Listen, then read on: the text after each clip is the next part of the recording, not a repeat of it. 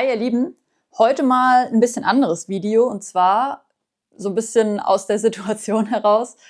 Vielleicht wissen manche von euch noch, dass ich neulich bei einem Studiovideo von mir erzählt habe, das kann ich dir gerne auch nochmal verlinken, dass ich eine Weile nicht Gitarre spielen konnte, weil ich tatsächlich vorm Studio so viel geübt habe, dass mir die Hornhaut, die ja normalerweise ziemlich zuverlässig da drauf ist, eingerissen ist, sodass ich dann Schmerzen beim Spielen hatte. Und Spielen mit Pflaster geht zwar, und ich hatte das auch schon öfter. Und früher war das vor allem, hatte ich das öfters mal vor Prüfungen, wo ich halt viel geübt habe. Da habe ich dann halt ein Pflaster drauf gemacht und alles war gut. Aber wenn es jetzt nicht Not tut und man nicht unbedingt spielen muss oder irgendwie ich habe auch schon Gigs und so gespielt, dann macht es einfach nicht so viel Spaß, mit Pflaster zu spielen. Und in den letzten Wochen habe ich ein bisschen Urlaub gemacht nach dem Studio. Und ja, dann habe ich es einfach mal ein bisschen gelassen mit dem Gitarrespielen. Übrigens, sauspannend, immer wenn ich ein bisschen Abstand gewinne oder mal 1, 2 Wochen gar nicht spiele, danach habe ich irgendwie das Gefühl, immer besser zu spielen als vorher. Also wenn ihr irgendwie gar nicht weiterkommt oder wenn ihr irgendwie mal das Gefühl habt, oh, ich habe gerade keinen Fortschritt, spielt einfach mal eine Woche nicht, wenn ihr nicht müsst. Und dann, ja, stellt ihr vielleicht fest, was ihr eigentlich alles könnt. Ist manchmal ja nur auch eine Kopfsache. So, aber worum es eigentlich gehen soll, ich habe mir dann so ein bisschen überlegt, okay, was kann ich denn sozusagen zum Üben sonst tun, außer jetzt aktiv auf der Gitarre zu spielen oder zu üben. Und das habe ich öfter mal, dass ich vielleicht irgendwie im Urlaub bin oder so und jetzt keine Gitarre mitgenommen habe. Ich nehme in der Regel keine Gitarre mit in den Urlaub, unter anderem auch aus vorhin genanntem Grund. Und manchmal kann man aber halt doch so ein bisschen was machen. Und zwar kann man zum Beispiel an seinen Gehörfähigkeiten, an der Gehörbildung arbeiten. Das hilft manchmal mehr als Gitarre spielen, weil, wie ich, glaube ich, in jedem zweiten Video betone, das Ohr ist und das, was man hört, ist super wichtig und ist mindestens genauso wichtig wie irgendwelche Fingersätze oder irgendwie Skills, die man motorisch auf der Gitarre hat. Deshalb möchte ich euch einfach mal so erzählen, was es neben dem Üben auf der Gitarre noch so für Möglichkeiten gibt, sich da zu verbessern. Und ich meine wirklich, sich richtig gut zu verbessern. Zum Beispiel das große Thema Gehörbildung. Da schrecken manche einfach vor zurück, weil es klingt direkt so nach was Schlimmem und nach viel Arbeit, was es auch ist. Aber ich finde, es macht auch super Spaß irgendwie. Und man merkt, es ist ein bisschen so, wie wenn man ins Fitnessstudio geht. Also man weiß irgendwie, ja, man müsste das mal machen, macht es dann aber irgendwie nicht. Und wenn man es dann mal macht, dann merkt man irgendwie, wenn man es regelmäßig macht, dann merkt man, oh, das hilft ja mega. Warum mache ich das eigentlich nicht immer?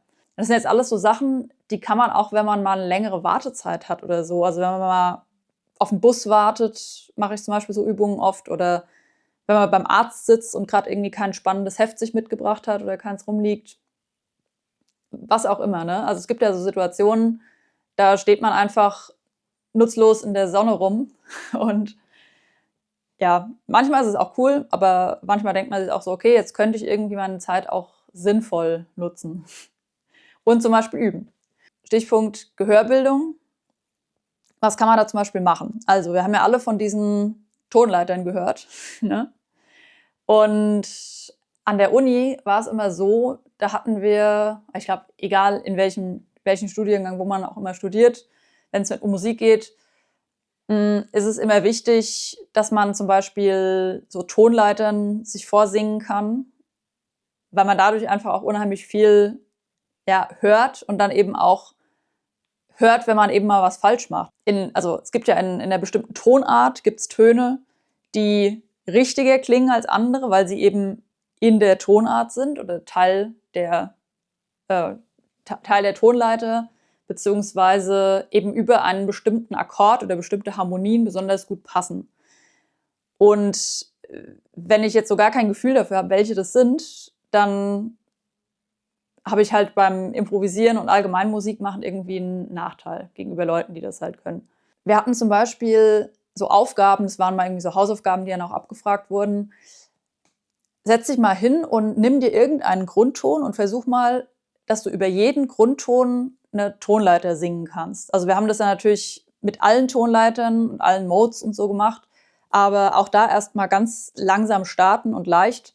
Und zwar die Dur-Tonleiter, die kennen wir ja irgendwie alle. Ich habe auch neulich ein Video dazu gemacht. Da ging es mehr darum, wie man sich jetzt tatsächlich auf der Gitarre orientiert. Das ist jetzt quasi genau das Gegenteil davon. Wenn ich keine Gitarre zur Hand habe, was kann ich dann üben? Das Simpelste ist, sich eben eine Tonleiter vorsingen. Also zum Beispiel geht man hin und sagt, ich nehme jetzt irgendeinen Ton, La, und dann baut man da mal eine Tonleiter auf. La, la, la, la, la, la, la, la. Muss man auch gar kein toller Sänger irgendwie sein oder so. Ne? Ich kann jetzt auch nicht besonders gut singen. Und man muss es ja auch nicht laut machen. Da kann sich zum Beispiel, okay, das ist jetzt vielleicht im Wartezimmer beim Arzt ein bisschen blöd, aber zum Beispiel an der Bushaltestelle mache ich das manchmal so, dass ich mich irgendwo ein bisschen halt entfernt stelle oder auf einem Spaziergang oder so und dass ich die einfach mal so summe. Natürlich sollte man die sich erstmal auf der Gitarre vorspielen. Ne? Also einfach so aus dem Blauen heraus sich sagen, ich singe jetzt mal die Dur-Tonleiter und eigentlich gar nicht wissen, was das ist. Deshalb sich immer mit der Gitarre hinsetzen und dann das machen, was ich in dem Video erklärt habe. Da, da, da, da, da, da, da, da. Man gewöhnt sich so ein bisschen auch dran, wie viel höher man gehen muss. Also wie man sozusagen, wie die Tonhöhe relativ ist. Ne? Also ob ich jetzt la, la, was ich für einen Sprung machen muss, da gewöhnt man sich tatsächlich dran, wenn man es halt öfters mal macht. Ebenso gut kann man Intervalle singen. Man sagt sich dann zum Beispiel, ich singe jetzt mal, auch das muss man natürlich vorher wieder üben, ich singe jetzt mal eine Sekunde. Da, da, da und auch wieder zurück. Das ist wichtig, damit man das Gefühl für den Weg hat. Und dann singe ich jetzt mal eine Terz und dabei gehe ich über die Sekunde. Da, da, da, da, da, da. Und das Gleiche könnte man jetzt auch bis zur Quarte machen. Da, da, da, da, da, da, da, da. Und wie ihr euch vielleicht gedacht habt, gibt es auch dafür technische Unterstützung. Das heißt, es gibt ganz verschiedene Apps und es gibt vor allem eine Website, die ist auch tatsächlich kostenlos. Die heißt tonedear.com. Die habe ich mal das war glaube ich mal eine Empfehlung von Jack Gardiner. Das ist auch ein YouTuber. Ich zeige euch das jetzt hier mal. Da könnt ihr ganz einfach oben die Exercises anwählen. Es gibt leider nur auf Englisch, aber ist halt so. Dann könnt ihr zum Beispiel Intervals auswählen und dann könnt ihr hier einstellen. Ich will erstmal mit Simple starten. Also das sind dann der Grundton, die Terz, also die große Terz und die Quinte und noch die Oktav. Und dann könnt ihr hier einstellen, ja, genau, das wollt ihr eigentlich immer lang haben. Dann macht ihr zum Beispiel, ja, Ascending, ist auch okay. Harmonic würde bedeuten, dass ihr beide Töne gleichzeitig hört. Ich würde erstmal mit Ascending anfangen. Könnt ihr verschiedene Sachen einstellen und dann wird euch gezeigt, dann kommt zum Beispiel eine Frage und da, da. Ich singe es jetzt mal, weil ich glaube, man hört es nicht. Da, da.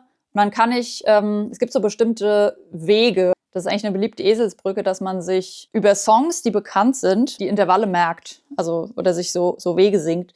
Zum Beispiel bei mir wäre eine Terz, also da, da, da. Und vor allem runter. Da, da, da. Wäre bei mir You Never Walk Alone. Also da, da, da.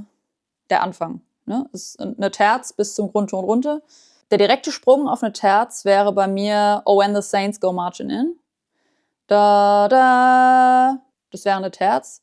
Oh When the Saints. Und so weiter. Gibt zum Beispiel auch bei einer kleinen Terz, würde ich jetzt sagen, da mache ich immer Whole Lotta Love. Da, da, da, da. Da, da. Das ist eine kleine Terz. Und so kann man sich das dann eben merken. Es gibt auch Leute, die finden das irgendwie nicht so cool und die sagen dann, da ist man so an die Lieder gebunden. Ja, aber man braucht halt erstmal irgendwie eine kleine Eselsbrücke. Und mittlerweile muss ich auch nicht mehr unbedingt an diese Lieder denken, beziehungsweise bin so schnell darin, dass ich eben nur ganz kurz so denke und es ist dann im Prinzip wie, als würde ich es direkt hören. Ne? Natürlich wäre das Allercoolste, wenn man einfach sagen könnte, okay, das ist halt eine Terz, aber da hinzukommen, das ist sauschwer halt. Und deswegen muss man sich eben ein bisschen Eselsbrücken bauen, finde ich. Dann gibt es zum Beispiel da auch noch, ich zeige euch einfach mal ein paar Möglichkeiten, was noch ganz cool ist. Chords zum Beispiel. Und da ist es eben so, dass euch wird ein Akkord vorgespielt und ihr müsst dann eben erstmal den Grundton rausfinden. Grundtöne rausfinden ist immer mega wichtig. Dann wird euch zum Beispiel vorgespielt, da, da, da. Ne, das lernt man irgendwann zu hören, das hört man am Anfang noch nicht. Da, da, da. Man kann sich das aber auch vorspielen lassen. Und so lernt man zum Beispiel, dass das jetzt der Klang von einem Mollakkord wäre. Jetzt kommt dann der nächste und so weiter. Und da gibt es ganz viele tolle Übungen. Also das kann man hervorragend machen. Habe ich auch super gern gemacht, wenn ich einfach mal jetzt im Urlaub so ein bisschen auf dem Balkon sitze und so. Oder am See. Es ist eigentlich völlig egal, wo man es macht. Ich habe gehört, es gibt da auch irgendwie eine App, die aber auch was kostet und die soll echt nicht gut sein. Also bleibt bei der Free-Browser-Variante. Die merkt sich zwar nichts, es gibt auch andere, es gibt alle möglichen Apps, die können das dann auch speichern. Da könnt ihr an euren Erfolg tracken und so, aber mir reicht das eigentlich. Und wie gesagt, das funktioniert gut und ist kostenlos. Und dabei kommt jetzt ein Phänomen zum Tragen, was manchmal ein bisschen frustrierend ist. Und zwar hört man an manchen Tagen besser als an anderen. Das ist leider irgendwie so. Also bei mir ist es auf jeden Fall ganz ausgeprägt so. Manchmal bin ich vielleicht auch einfach nicht im Kopf oder so dabei, aber ich finde einfach, die Übung, dass man die macht, ist schon gut. Und da sollte man jetzt nicht einen allzu großen Ehrgeiz haben, dass man immer irgendwie 100% hat. Das habe ich auch nicht. Also ich habe echt mal Tage, an denen denke ich mir, was hörst du denn da jetzt eigentlich zusammen? Das ist ja vollkommen der Schrott. Und an anderen Tagen flutscht es irgendwie. Ja, auf jeden Fall ist das Gehör, so viel kann ich sagen, ist zumindest wie ein Muskel, der trainiert werden muss. Und das ist tatsächlich wie beim Ausdauerlauf oder so oder wie im Fitnessstudio. Wenn man dranbleibt, dann hat man echt einen Effekt. Und wenn man es mal eine Zeit lang nicht macht, dann merkt man auch, dass dieser Muskel wieder ein bisschen schrumpft. Und deswegen lieber mal immer ein bisschen, also ich habe mir zum Beispiel immer mal, manchmal halte ich es durch, manchmal nicht, dass ich mir sage, okay, bevor ich am Tag irgendwas mache, kurz nach dem Frühstück, setze ich mich erstmal 10 Minuten oder 5 Minuten hin und mache ein bisschen Gehörübungen. Je weniger man sich vornimmt, desto öfter macht man es. Und ja, das hilft echt mega. Auch da, wie beim Gitarrespielen, einfach dranbleiben. Noch eine andere Möglichkeit, auch ohne Gitarre machbar, aber man sollte es vorher natürlich auf der Gitarre geübt und verinnerlicht und gemacht haben, Fingersätze durchgehen. Also ich stelle mich dann nicht irgendwie an die Bushaltestelle und mache halt, ne, also kann man machen, aber sieht ein bisschen komisch aus, sondern ich denke mir die halt. Also ich habe das, es ist jetzt vielleicht auch so, weil ich ein bisschen visuell lerne, aber ich denke mir dann tatsächlich, okay, du bist jetzt hier gerade, deine Finger sind jetzt hier gerade am 8. Bund und du möchtest jetzt bitte C-Dur spielen. Okay, dann bin ich auf der E-Seite, habe ich 8. Bund und 10. Bund.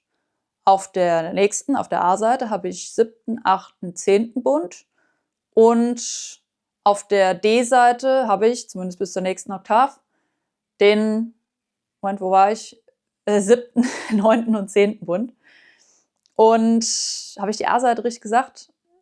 7., 8., 10.? Ja, ich glaube schon. Im Prinzip, so kann man an jede Skala, was auch immer, was man gerade übt, kann man rangehen. Und so kann man tatsächlich, so blöd es klingt, im Schlaf Gitarre üben. Also manchmal wache ich irgendwie auf und will halt die Augen noch nicht aufmachen und dann gehe ich halt ein paar Skalen durch. Ja, wie nerdig kann es werden, keine Ahnung. Auf jeden Fall, das hilft. Und das hilft vor allem auch dabei, und das ist ein wichtiger Punkt, man will ja nicht immer so auf der Bühne stehen und so hingucken, ne? Und wenn ihr aber Gitarre spielen wollt, ohne jetzt dauernd aufs Griffbrett zu gucken, das ist auch immer erlaubt und so weiter, aber seien wir ehrlich, es sieht einfach cooler aus, wenn man auf der Bühne steht und nicht die ganze Zeit so gucken muss. Ist einfach so.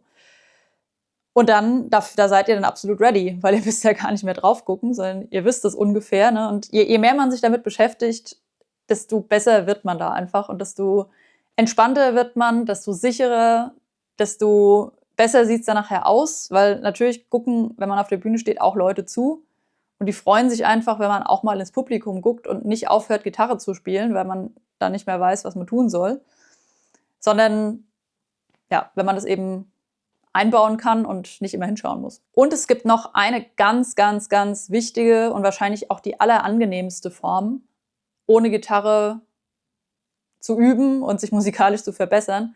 Und das ist einfach so viel Musik wie möglich zu hören. Also wirklich keine Scheuklappen, hört euch alle möglichen Genres an. Wenn ihr jetzt irgendwie in ein neues Genre, euch habt eine Funkband angefragt oder so und ihr habt eigentlich noch gar nicht so richtig Funk gespielt und ihr sollt aber halt mal. Und dann hört euch einfach ganz viel Tower of Power an oder so. Und da lernt man so unheimlich viel. Ich weiß, ich bin da auch nicht alleine, wenn ich sage, wenn ich eine große Setlist auswendig lernen muss, von, keine Ahnung, 40 Titeln oder so, und das möglichst schnell. Oder erstmal, bevor ich irgendwie mich hinsetze und mich mit irgendwelchen Tabulaturen oder so oder Chords oder es mir raushöre, ich gehe erstmal eine Runde laufen, setze mir die Kopfhörer auf und höre mir das Ganze an. Und das mache ich dann halt über, je nachdem wie viel Zeit ist, halt auch mal 3 Tage und beim Abwasch oder in der Bahn oder wo auch immer, versuche ich so viel wie möglich diese Musik zu hören, weil dadurch kommen irgendwie so Automatismen. Ne? Ich weiß dann halt, was kommen muss und dass jetzt halt die Bridge kommt und dass jetzt halt ein Solo kommt.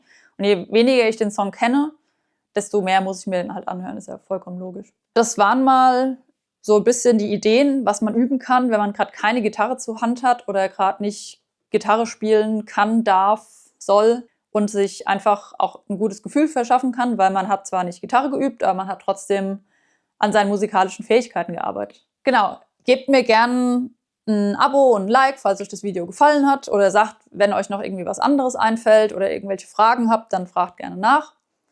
Und ich würde sagen, das war's für dieses Mal und wir sehen uns dann vielleicht im nächsten Video. Ciao!